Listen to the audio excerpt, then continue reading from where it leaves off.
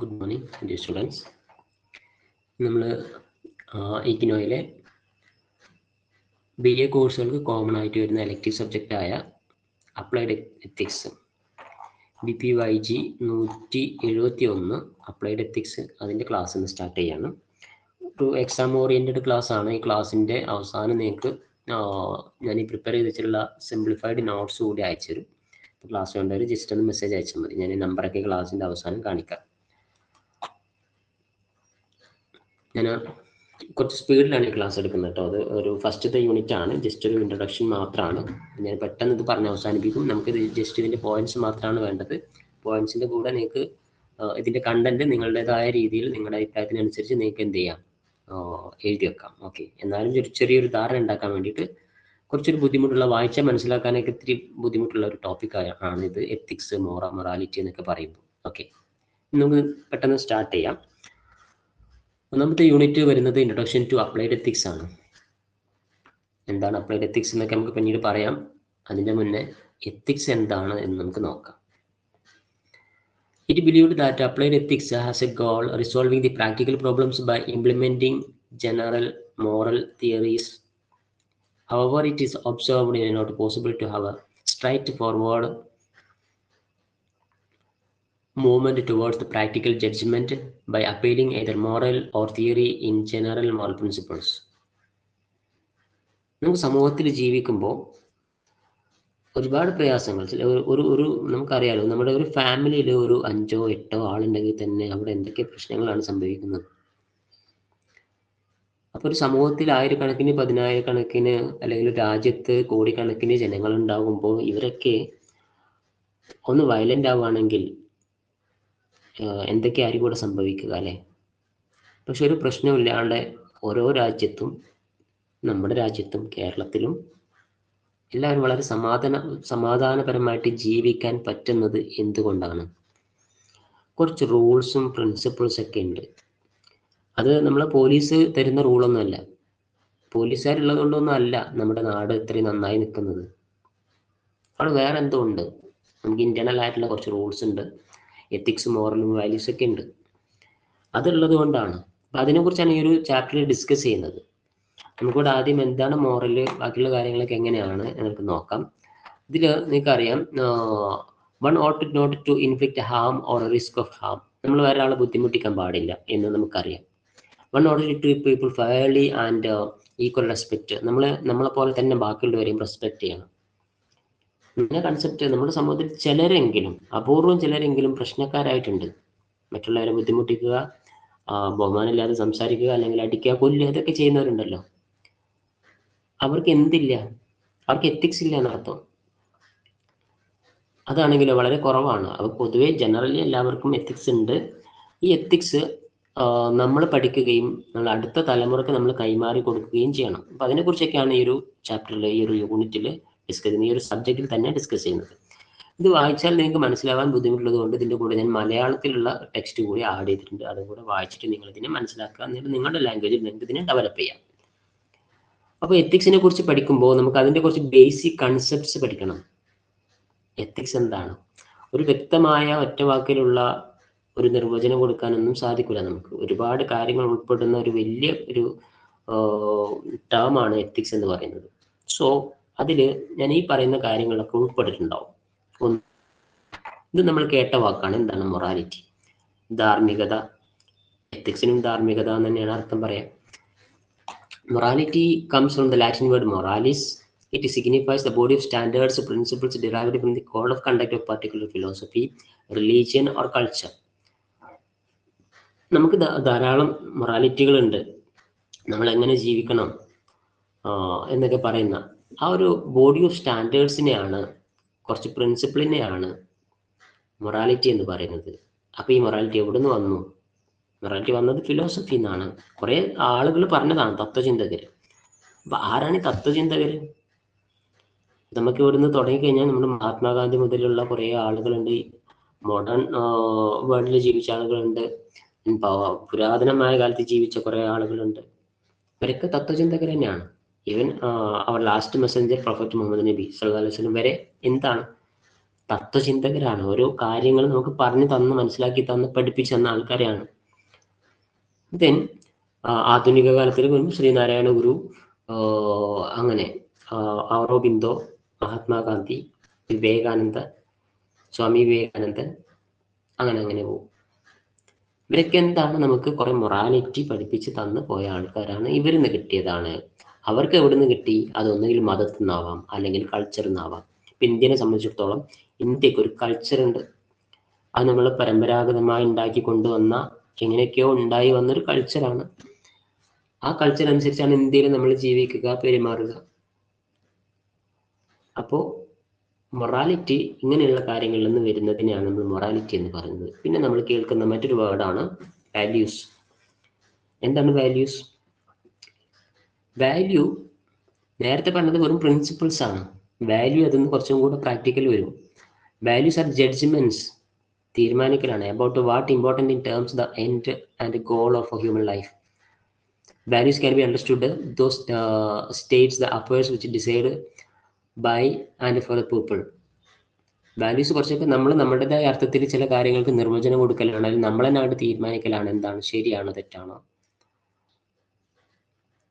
അല്ലെങ്കിൽ അത് ഒരു വ്യക്തിയുടെ ജീവിതത്തിൽ ആ വ്യക്തിയുമായി കണക്റ്റ് ആയിട്ടുള്ള ഞാൻ എന്തൊക്കെ ചെയ്യണം, എന്തൊക്കെ ആവണം എന്നൊക്കെയുള്ള കുറച്ച് മൂല്യങ്ങളുണ്ട്. എക്സാമ്പിൾ നമുക്ക് മനസ്സിലാകും. ഇറ്റ് ഇൻക്ലൂഡ് ഹെൽത്ത്, ആരോഗ്യം ഉണ്ടാക്കുക. എനിക്ക് ആരോഗ്യം വേണം അല്ലേ, അതൊരു വാല്യൂ ആണ്. ഇതിന് എനിക്ക് സമ്പത്ത് ഉണ്ടാവണം, അത് വാല്യൂ ആണ്.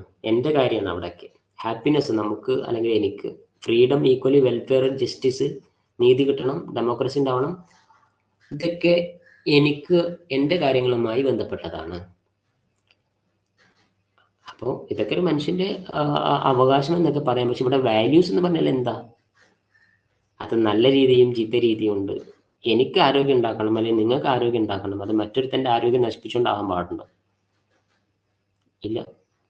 നമുക്ക് ആരോഗ്യത്തോടെ ജീവിക്കാൻ വേണ്ടി ഈ ഭൂമിയിലുള്ള എല്ലാ ജീവികളും കൊന്നു തിന്നാൻ പറ്റുമോ? ഇല്ല. ആ കൊല്ലുന്നതിനനുസരിച്ച് നമ്മൾ എന്തെങ്കിലും അതിനെ സസ്റ്റെയിൻ ചെയ്യുന്ന രൂപത്തിൽ അതിനെ വളർത്താനും കൂടെ സാധിക്കണം. എന്നാൽ നമുക്ക് കൊന്നു തിന്നാം. അപ്പൊ നമ്മുടെ ആരോഗ്യം മാത്രമല്ല മറ്റൊന്ന് നോക്കണം. എനിക്ക് സമ്പത്ത് വേണമെന്ന് വിചാരിച്ചിട്ട് മറ്റൊരാളുടെ സമ്പത്ത് കൊള്ളയടിക്കാൻ പറ്റുമോ? ഇല്ല. അവിടെയാണ് വാല്യൂസ് വരുന്നത്. എനിക്ക് സന്തോഷം ഉണ്ടാക്കണം, മറ്റൊരാളുടെ സന്തോഷം കെടുത്തിയിട്ട് എനിക്ക് അത് നേടിയെടുക്കണം. ഇതൊക്കെ ആലോചിക്കുമ്പോഴാണ് നമുക്ക് വാല്യൂസിനെ കുറിച്ച് മനസ്സിലാവുക. അപ്പോൾ ഇതൊക്കെ നിങ്ങൾക്ക് ഇതിൽ എഴുതാം. പിന്നെ virtues. These are the characteristics, traits that are desirable for both individual as well as good functioning of the society. നമ്മൾ പലപ്പോഴും സമൂഹത്തിൽ നല്ല രീതിയിൽ നടക്കുന്നുണ്ട് അല്ലേ എന്നാണ് നമ്മളൊക്കെ വിചാരം. ചിലപ്പോഴൊക്കെ തെറ്റുകൾ സംഭവിക്കാറുണ്ട്. പക്ഷെ പലപ്പോഴും ധാർമ്മികത ഉള്ള ആളുകളിൽ നിന്ന് തെറ്റുകൾ കുറവായിരിക്കും. കാരണം അവർ സമൂഹത്തിൽ എങ്ങനെ ജീവിക്കണം എന്ന്, ബുദ്ധിമുട്ടിക്കാതെ ജീവിക്കണം, ആളുകളെ കൊണ്ട് പറയിപ്പിക്കാതെ ജീവിക്കണം എന്ന് നമ്മളൊക്കെ പ്രതിജ്ഞ എടുത്തിട്ടുണ്ട്. അങ്ങനെ നമ്മുടെ ഉള്ളിൽ തന്നെ ഒരു വെർച്യു ഉണ്ട്. ആ വെർച്യു നമ്മുടെ രാജ്യത്തിനും സമൂഹത്തിനൊക്കെ ഗുണകരമാണ്. ആ വെർച്യൂസ് എന്തൊക്കെയാണ്? എക്സാമ്പിൾ കറേജ്, ധൈര്യം ഉണ്ടാവും. എവിടെയും ധൈര്യത്തോടെ നിന്ന് 4 വാക്ക് പറയാൻ പറ്റണം. സെൽഫ് കൺട്രോൾ ഉണ്ടാവണം. അഗ്രസീവ് ആവാൻ പാടില്ല. എപ്പോഴും ചൂടായിക്കൊണ്ട് തന്നെ നടക്കാൻ പറ്റുമോ? ഇല്ല. ഇതിൽ ജസ്റ്റിസ്, നീതി നടപ്പിലാക്കാൻ പറ്റണം. നീതിമാന്മാരാവണം. അതായത് രണ്ടാൾ തമ്മിൽ ഫൈറ്റ് ചെയ്യാണ്, അവിടെ പോയിട്ട് അവരെ രണ്ടാളെ തല്ലിപ്പിച്ചിട്ട് വരികയല്ല ചെയ്യേണ്ടത്. ആ പ്രശ്നം സോൾവ് ആക്കിയിട്ട് ആരടുത്താണോ മിസ്റ്റേക്ക് അത് ചൂണ്ടിക്കാണിച്ചിട്ട് പോരണം. ഇങ്ങനെയൊക്കെയാണെങ്കിൽ നമ്മുടെ പണ്ടുള്ള നേതാക്കന്മാരും എന്താ പറയാ, ഋഷിമാരും സ്വാമിമാരും പ്രവാചകന്മാരൊക്കെ ചെയ്തിരുന്നത് അതാണ്. പല പ്രശ്നങ്ങൾ ഉണ്ടാകുമ്പോൾ നീതി നടപ്പിലാവും. ദെൻ ടെമ്പറൻസ്, പെട്ടെന്ന് ചൂടാവാതെ ഇരിക്കുക, അത് കീപ്പ് ചെയ്യുക. വിഷ്ണുമാൻ്റെ ദിവസം, ഇതെല്ലാം നമ്മുടെ രാജ്യത്തിന്, ഇതൊക്കെ നിങ്ങളുടെ മൈൻഡിലുണ്ടെങ്കിൽ, ഇതൊക്കെ ഇനി വരുന്ന അടുത്ത തലമുറയുടെ മൈൻഡിലുണ്ട് എങ്കിൽ നമ്മുടെ രാജ്യം രക്ഷപ്പെട്ടു എന്ന് പറയാം. അപ്പോൾ വെർച്യൂസ് അതാണ്. ദെൻ എത്തിക്സ് ധാർമ്മികതയാണ്. അത് ശരിയും തെറ്റും എന്താണ് എന്ന് മനസ്സിലാക്കുന്ന കാര്യങ്ങളാണ്. ജസ്റ്റ് നിങ്ങളൊന്ന് വായിച്ചു നോക്കുക. ദെൻ എത്തിക്കൽ, ലോ, പ്രിൻസിപ്പിൾസ്, ഇതെല്ലാം കൂടെ ഉൾപ്പെടുന്ന കുറച്ച് പ്രിൻസിപ്പിള് നമ്മുടെ സമൂഹത്തിൽ നിലനിൽക്കുന്നുണ്ട്. ഇത് ആരുണ്ടാക്കിയതാണ്? ഞാൻ നേരത്തെ പറഞ്ഞ പോലെ കുറച്ച് ഫിലോസഫർമാർ കൊണ്ടുവന്ന കുറേ കാര്യങ്ങളുണ്ട്. മതത്തിൽ നിന്നാണെന്ന് നമുക്ക് ഊഹിക്കാം. ഫിലോസഫർമാർ എവിടെ നിന്നൊക്കെ കൊണ്ടുവന്ന് തന്നതാണ് നമുക്ക് കുറച്ച് കാര്യങ്ങൾ. നിങ്ങൾ അത് ചെയ്യരുത്, ഇത് ചെയ്യരുത് എന്നൊക്കെ പറഞ്ഞിട്ട് അത് നമ്മൾ ഫോളോ ചെയ്യുന്നു. അപ്പോൾ ആ റൂൾസിനെ നമ്മൾ എത്തിക്കൽ പ്രിൻസിപ്പിൾസ് എന്ന് പറയും. ഇപ്പോൾ അപ്ലൈഡ് എത്തിക്സ് പഠിക്കുമ്പോൾ അതിൻ്റെ മുന്നേ നമ്മൾ ഇത്രയും കാര്യങ്ങളൊന്ന് ജസ്റ്റ് മനസ്സിലാക്കി വെക്കണം. ഇനി നമുക്ക് അപ്ലൈഡ് എത്തിക്സിലേക്ക് വരാം. എന്താണ് അപ്ലൈഡ് എത്തിക്സ്? അപ്ലൈ ചെയ്യൽ തന്നെയാണ്. എത്തിക്സിനെ അപ്ലൈ ചെയ്യാം. എവിടെയാണ് അപ്ലൈ ചെയ്യേണ്ടത്? Applied ethics drives an intellectual stimulus for moral philosophy and aims to provide solutions to emerging moral problems in the society. സമൂഹത്തിലെ ധാർമ്മിക പ്രശ്നങ്ങൾ പരിഹരിക്കാൻ വേണ്ടി നമുക്ക് അപ്ലൈ ചെയ്യാൻ പറ്റുന്ന കുറച്ചു പ്രിൻസിപ്പിൾസും ലോസൊക്കെയാണ് അപ്ലൈഡ് എത്തിക്സ് എന്ന് പറയുന്നത്. ഇപ്പം നമുക്കറിയാം, ഈ ഒരു പുതിയ തലമുറ പലപ്പോഴും എത്തിക്സ് മറന്നിട്ടൊക്കെ പെരുമാറുന്നില്ല. ഒരു ചെറിയ വിഭാഗം മാത്രം, എല്ലാവരും നമുക്ക് അങ്ങനെ ഉൾപ്പെടുത്താൻ പറ്റില്ല. ഒരു ചെറിയ വിഭാഗം, അതായത് ഇപ്പോഴത്തെ ഒരു ട്രെൻഡ് അനുസരിച്ച് നെഗറ്റീവ് ഇമേജിംഗ് ആണ് ആകൃഷ്ടരാകുന്നത്. അങ്ങനെ ഒരു കൺസെപ്റ്റ് ഞാൻ സോഷ്യൽ മീഡിയയിലും പൊതുവെ എല്ലായിടത്തും നമ്മളിപ്പോൾ കണ്ടുവരുന്നതാണ്. നെഗറ്റീവ് ചെയ്യുന്ന ആൾക്കാരെ പ്രൊമോട്ട് ചെയ്യുക. നല്ല രീതിയിലല്ല ഫേമസ് ആവുന്നത്, പലരും നെഗറ്റീവ് ചെയ്തിട്ടാണ് ഫേമസ് ആവുന്നത്. അതായത് നമ്മുടെ ധാർമ്മികത നെഗറ്റീവായി മാറി എന്നർത്ഥം. ഇനി വരുന്ന തലമുറ ഒരു പക്ഷേ നെഗറ്റീവിന് പ്രൊമോട്ട് ചെയ്യുന്ന ആൾക്കാരായിട്ട് മാറും. ഇപ്പോൾ നമ്മൾ ഈ ധാർമ്മികതയെക്കുറിച്ച് ശ്രദ്ധിച്ചിട്ടില്ലെങ്കിൽ, അല്ലെങ്കിൽ അപ്ലൈ ചെയ്തിട്ടില്ലെങ്കിൽ. ഇപ്പോൾ ധാർമ്മികത മതപരമായ കാര്യങ്ങൾ മാത്രം അപ്ലൈ ചെയ്യലൊന്നും അല്ല കേട്ടോ. നല്ലതെന്ന് തോന്നുന്ന എന്തും അപ്ലൈ ചെയ്യാൻ പറ്റണം. അതുകൊണ്ടാണ് സോഷ്യോളജി പഠിക്കുന്ന, അല്ലെങ്കിൽ ഒരു ഡിഗ്രി ചെയ്യുന്ന നിങ്ങൾക്ക് ഇതൊക്കെ പറഞ്ഞിരുന്നത്, ഇതൊക്കെ നിങ്ങളെ കൊണ്ട് പഠിപ്പിക്കുന്നത്. സമൂഹത്തിൽ എങ്ങനെ ജീവിക്കണം എന്ന് ധാർമ്മികത നമ്മളെ പഠിപ്പിക്കും. അത് അപ്ലൈ ചെയ്യാനും നമ്മളെ കൊണ്ട് പറ്റണം. So many individuals in the field of law, theology, political theory, professional working in the field of media, business and engineering have addressed the issue in applied ethics from time to time. ഈ പറഞ്ഞ ഏരിയയിലൊക്കെ എപ്പോഴും പ്രശ്നം ഉണ്ടാവാറുണ്ട്. അവിടെയൊക്കെ എന്ത് ചെയ്യണം? ഈ ഒരു എത്തിക്സിനെ നമ്മൾ അപ്ലൈ ചെയ്യണം. ബാക്കി കാര്യങ്ങൾ നിങ്ങളൊന്ന് വായിച്ചു നോക്കാം കേട്ടോ. ഒരു ഡെഫിനിഷൻ കൂടെ ഉണ്ട്. According to Goethe, applied ethics is defined as systematic application of general ethical theories. എത്തിക്കൽ തിയറിയെ സൊസൈറ്റിയിൽ അപ്ലൈ ചെയ്യൽ തന്നെയാണ്. പർട്ടിക്കുലർ മോറൽ പ്രോബ്ലംസ്, എന്തെങ്കിലും മോറൽ പ്രോബ്ലംസ് ഉണ്ടാകുമ്പോൾ അത് അപ്ലൈ ചെയ്യണം. എനിക്ക് തോന്നുന്നു ഈ ഒരു സമയം നമ്മൾ എത്തിക്സ് അപ്ലൈ ചെയ്യേണ്ട സമയം തന്നെയാണ്. കുട്ടികളൊക്കെ പറഞ്ഞ് മനസ്സിലാക്കി കൊടുക്കണം സോഷ്യൽ മീഡിയയിലെ പ്രശ്നങ്ങൾക്കെതിരെ, അല്ലേ? ഒരുപാട് പ്രശ്നങ്ങൾ നമ്മൾ നേരിടുന്നുണ്ട്.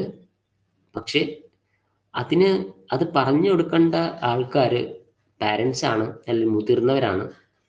അവർക്കും ഇപ്പം അത് പറഞ്ഞു കൊടുക്കാനോ മറ്റോ സമയമില്ലാത്തതുകൊണ്ട്, അല്ലെങ്കിൽ അവരും സോഷ്യൽ മീഡിയയിൽ ഇൻവോൾവ്ഡ് ആയതുകൊണ്ട് സമൂഹത്തിൽ ഒരുപാട് പ്രശ്നങ്ങൾ ഉണ്ടാകുന്നു.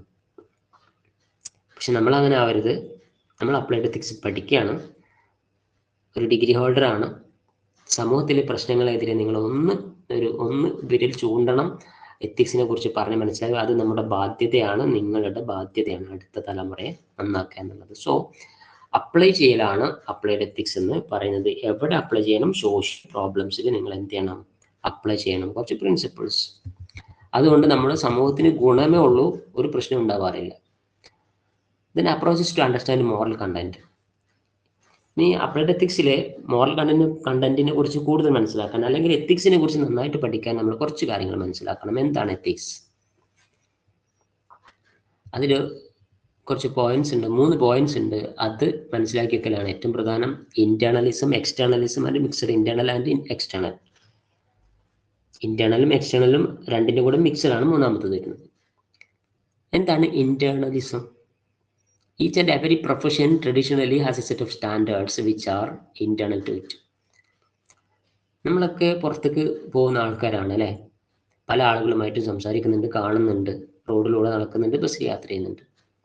പക്ഷെ നമ്മളാരും വേണ്ടാത്ത കാര്യങ്ങളിൽ ഇടപെടുന്നില്ല. ആരോടും നമ്മൾ കച്ചറ കൂടുന്നില്ല. വൈ?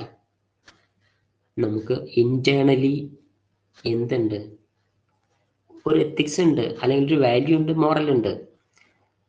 അപ്പം നമ്മൾ വിചാരിക്കും ഇത് എവിടുന്ന് കിട്ടി? അത് നമ്മളെ വീട്ടിൽ നിന്ന് കിട്ടി. ഇത് നമുക്ക് വീട്ടിൽ നിന്ന് കിട്ടും, നമ്മുടെ തറവാട്ടിൽ നിന്ന് ജനിക്കുമ്പോൾ കിട്ടുന്നുണ്ട്. അപ്പം അങ്ങനെ കിട്ടുന്നതുണ്ട്, അതല്ലാതെ പുറത്തുനിന്ന് കിട്ടുന്നതും ഉണ്ടെന്ന് ഞാൻ പറയാം. അപ്പം ഇന്റേണലി നമുക്ക് കിട്ടുന്ന, നമ്മുടെ മനസ്സിൻ്റെ ഉള്ളിൽ തന്നെ രൂപപ്പെട്ടു വരുന്ന കുറച്ച് വാല്യൂസ് ഉണ്ട്. അത് traditionally each and every profession traditionally as A set of standards. ഇതെല്ലാം ജോലിയിലും ഉണ്ടാവും. ഒരു എന്താ പറയുക, പാരമ്പര്യമായിട്ടുണ്ടാകുന്ന ഒരു കുറച്ച് വാല്യൂസ്. ആശാരിമാരുടെ ജോലി, ഡോക്ടർമാരുടെ ജോലി, ടീച്ചർമാരുടെ ജോലി, അഡ്വക്കറ്റിൻ്റെ ജോലി, ഇതിലൊക്കെ ഒരു വാല്യൂസ് അല്ലെങ്കിൽ എത്തിക്സ് കാണാൻ പറ്റും. ഒരു ഡോക്ടർ എത്തിക്സ് ഇല്ലാത്ത ആളായി നോക്കട്ടെ, അയാളുടെ മൈൻഡിൽ എത്തിക്സ് ഇല്ലയെന്ന് വിചാരിക്കുക, നമ്മൾ എങ്ങനെ വിശ്വസിച്ച് അവിടെ കിടക്കും? പല ആളുകൾക്കും പല അവയവങ്ങളും നഷ്ടപ്പെടുന്നില്ലേ? ബിക്കോസ് അദ്ദേഹത്തിൻ്റെ മനസ്സിൻ്റെ ഉള്ളിൽ എന്തില്ല? എത്തിക്സ് ഇല്ല എന്നർത്ഥം. അഡ്വക്കറ്റിന് എത്തിക്സ് ഉണ്ടല്ലോ. 1000 കുറ്റവാളികൾ രക്ഷപ്പെട്ടാലും ശരി, ഒരു നിരപരാധി അവിടെ കിടക്കാൻ പാടില്ല. അതാണ് അഡ്വക്കറ്റിൻ്റെ എത്തിക്സ്. നഴ്സുമാർക്കുണ്ട്, ടീച്ചേഴ്സിനുണ്ട്. സോ ഇത് ഇന്റേണൽ ആണ്, ഇതിന് എക്സ്റ്റേണൽ ഉണ്ട്. അപ്പോൾ നമ്മുടെ ഇന്റേണൽ എത്തിക്സ് നമ്മുടെ മൈൻഡിൽ ഉണ്ടാകുമ്പോൾ, വാല്യൂസ് നമ്മുടെ മൈൻഡിൽ ഉണ്ടാകുമ്പോൾ നമ്മൾ നല്ല രീതിയിൽ ജീവിക്കും. അതോടൊപ്പം തന്നെ എക്സ്റ്റേണലിസം ഉണ്ട്. അതെന്താ? External morality incorporates norms, sustain development norms of internal morality. ഇത് ഇന്റേണൽ മൊറാലിറ്റിന് അപ്പുറത്ത് വരുന്നതാണ്. അതായത് സമൂഹം നമുക്ക് പറഞ്ഞു തരുന്ന കുറച്ച് കാര്യങ്ങളാണ്. This concept maintains the percept in settings of applied ethics rely upon rigor justification by external standards such as those of public opinion, law, common morality, religious ethics and philosophical ethics. നമ്മുടെ മതം പറയുന്ന കുറച്ച് കാര്യങ്ങളുണ്ട്, പുറത്തുള്ള സമൂഹം നമ്മളോട് പറയുന്ന കുറച്ച് കാര്യങ്ങളുണ്ട്, അല്ലെങ്കിൽ സമൂഹത്തിന് മതത്തിനെ പേടിച്ച് നമ്മൾ ഒന്ന് റെസ്പെക്റ്റ്ഫുൾ ആയിട്ട് ജീവിക്കുന്ന, കുറച്ചും കൂടെ പേടിച്ച് ജീവിക്കുന്ന ഒരവസ്ഥ നമുക്കുണ്ടല്ലോ അല്ലേ? നമുക്ക് ആരും പേടിയില്ലാതെ ജീവിക്കാൻ പറ്റുമോ? ഇല്ല.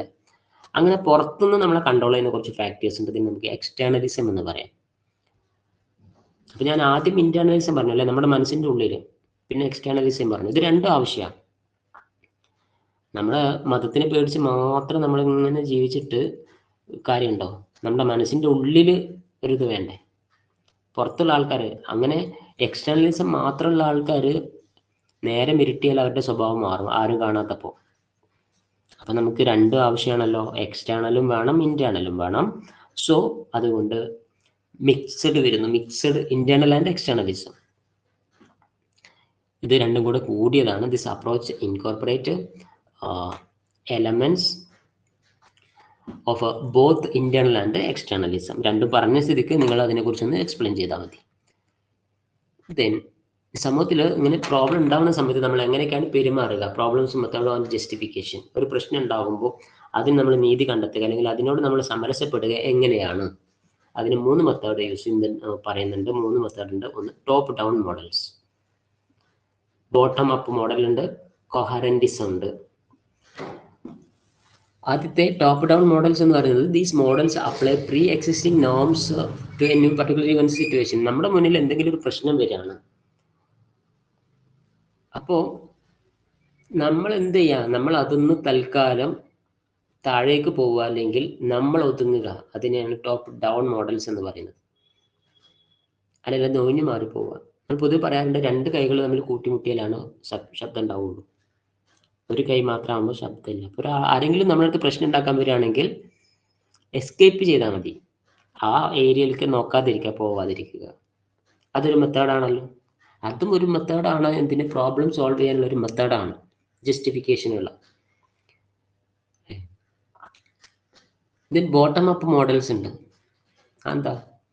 ഇതിൻ്റെ നേരെ ഓപ്പോസിറ്റ് വരും. These models are on the process how to make a practical decision. കുറച്ച് പ്രാക്ടിക്കലായി ചിന്തിക്കുക. ഒരാൾ നമ്മളെ ബുദ്ധിമുട്ടിക്കുകയാണ്, ഞാൻ നേരത്തെ പറഞ്ഞ കൺസെപ്റ്റ് അനുസരിച്ച് നിങ്ങൾക്ക് ഒഴിഞ്ഞു പോവാം. ഇനിയിപ്പോൾ എന്നും ഇയാളെ പേടിച്ച് നമുക്ക് ഒഴിഞ്ഞു പോകാൻ പറ്റുമോ? ആ വഴിക്ക് പോകാതിരിക്കാൻ പറ്റുമോ? ഇല്ല. അവിടെ നമുക്ക് ഒന്ന് പ്രാക്ടിക്കലായിട്ട് പെരുമാറാം.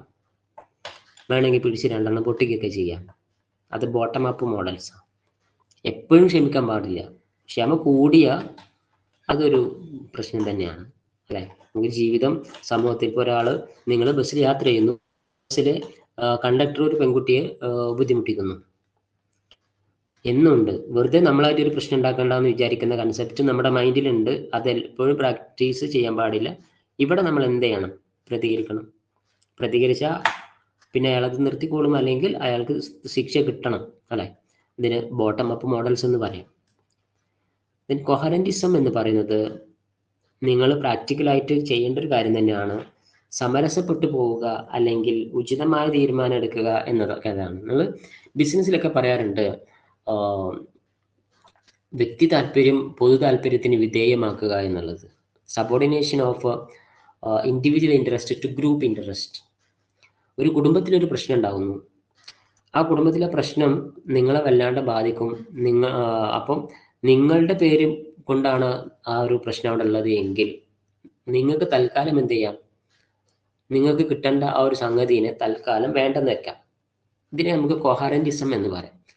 നമ്മൾ ജസ്റ്റ് അതിൽ ഉചിതമായൊരു തീരുമാനം എന്നും അല്ലെങ്കിൽ അവരുടെ കൂടെ കൂടുക. എസ്പെഷ്യലി കൊഹറന്റിസം ഒക്കെ ഉള്ളതാണ് പലപ്പോഴും സ്ത്രീകളൊക്കെ അനുഭവിക്കുന്നതാണ്. അവരൊരു പക്ഷേ നല്ലൊരു പുരുഷനെ കണ്ട് കല്യാണം കഴിക്കാനൊക്കെ ആഗ്രഹിച്ചിട്ടുണ്ടാവും. പക്ഷേ ആ ഒരു കല്യാണം കൊണ്ട് നമ്മുടെ കുടുംബം ഇല്ലാണ്ടാവുകയാണ്, നമ്മുടെ പാരൻസ് ഒക്കെ വളരെ ബുദ്ധിമുട്ടാണ്, ആ ഒരു കുടുംബം തന്നെ പ്രശ്നത്തിലാവും എന്ന് തോന്നുകയാണെങ്കിൽ വിട്ടുകളയുക. ഇതൊരു കൊഹറന്റിസാണ്. ആ തൽക്കാലം വിട്ടുകളയാം, നമ്മളതുകൊണ്ട് സഹിക്കുക. പല കാര്യങ്ങളും നമ്മൾ അങ്ങനെ ത്യജിക്കേണ്ടി വരും. അതിനൊക്കെ നമുക്ക് കൊഹറന്റിസം എന്നുള്ള അതൊരു എത്തിക്സ് ഉള്ളവർക്കാണ് അല്ലേ. ഈ എത്തിക്സ് ഇല്ലാത്തവരോ, അമ്മയും അച്ഛനും അല്ലെങ്കിൽ ഉമ്മയും ബാപ്പയും എന്ത് പറഞ്ഞാലും നോ പ്രോബ്ലം, അവരാ പറഞ്ഞതുമ്പോൾ നിൽക്കും, അവരത് ചെയ്യും. ചെയ്തിട്ട് ചിലപ്പോൾ രക്ഷപ്പെടും, ചിലപ്പോൾ കഷ്ടപ്പെടും. ഏത് തീരുമാനമാണ് നല്ലത്? കൊഹറന്റിസം ആണ് നല്ലത്. അപ്പോൾ അങ്ങനെ സമരസപ്പെട്ടിട്ട് പോകാം. നമുക്ക് ചില കാര്യങ്ങളൊക്കെ ചിലപ്പോൾ ത്യജിക്കേണ്ടിയൊക്കെ വരും. അതൊക്കെ ജീവിതത്തിൻ്റെ ഭാഗമാണ്. ലൈഫ് ഇവിടെ മാത്രമല്ല, ഒരു സമൂഹം മുഴുവൻ, ഒരു ഫാമിലി മുഴുവൻ നല്ല രീതിയിൽ ജീവിച്ചു പോകണം എന്നുള്ള ചിന്തയൊക്കെ നമ്മുടെ മൈൻഡിൽ വരുന്നത് കൊഹറന്റിസമാണ്. ഇതൊക്കെയാണ് ഈ ഫസ്റ്റ് യൂണിറ്റിൽ നമുക്ക് ഡിസ്കസ് ചെയ്യാനുള്ളത്. അപ്പോൾ ഇതൊരു സിമ്പിൾ നോട്ട്സ് കൂടിയാണ്. ഈ നോട്ട്സ് ഞാൻ അയച്ചു തരാം. നിങ്ങൾ നോട്ട് ആവശ്യമുള്ളവർ, ഈ ക്ലാസ് കാണുന്ന ആൾക്കാർ, യൂട്യൂബിൽ ഞാൻ ഈ ക്ലാസ് ഇടുന്നുണ്ട്, ഈ ക്ലാസ് കാണുന്ന ആൾക്കാർ ജസ്റ്റ് നോട്ട് ആവശ്യപ്പെടാം. ഈ നമ്പറിൽ ജസ്റ്റ് ഒരു മെസ്സേജ് ഇട്ടാൽ മതി.